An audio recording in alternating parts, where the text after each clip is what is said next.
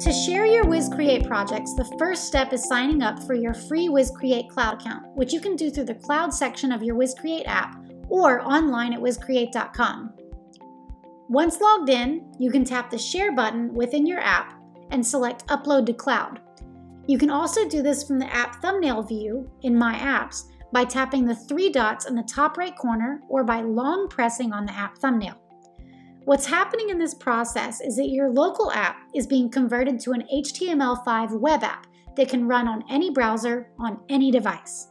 You have quite a few options for sharing your web apps with the world once they're uploaded to the cloud. During app conversion, your web app is immediately assigned a free, unique URL that you can share like a typical web page. To get this URL within the Wiz Create app, once you've uploaded your local app to the cloud, navigate to My Cloud in the My Apps section, tap the three dots on the app you'd like to share, and copy its link, send its link, or launch in browser from right here. You can also get this URL and a lot more within your Wiz Create dashboard online. Sign in at wizcreate.com and you'll see your web app under the My Apps section.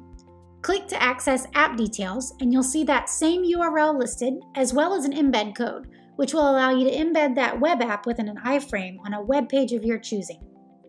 Within this app details page, there are a few options that you can adjust to change the appearance of your web app. To see their effect, make any selection, then refresh the page to see a live update reflecting those changes.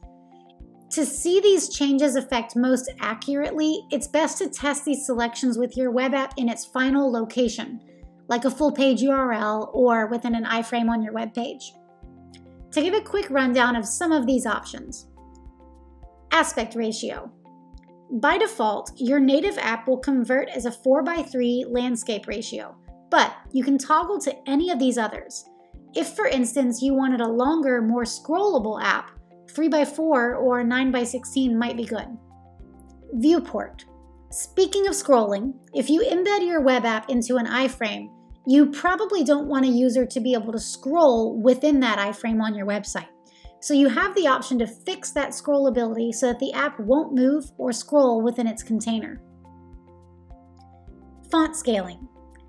In HTML, your font size will scale to its container, whether that's an iframe or the boundaries of a web browser. If you don't want this for any reason, you can set the font scaling to fixed so that it will stay exactly the font size that you set in development mode, and it will not change based on its container. Lastly, any dataset that you used within your app in development would be listed here as a hyperlink. Clicking it will take you directly to the dataset editor in the dashboard. A few tips for your web apps. Take advantage of this quick share ability. When you upload an app to the cloud, see how it looks in its final form, like URL or iframe.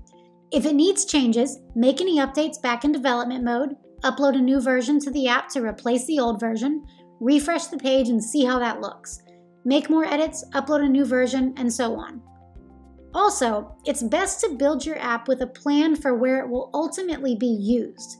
If you want a 3:4 scrollable web app, for instance, try rotating your iPad to build within that aspect ratio and layout from the beginning.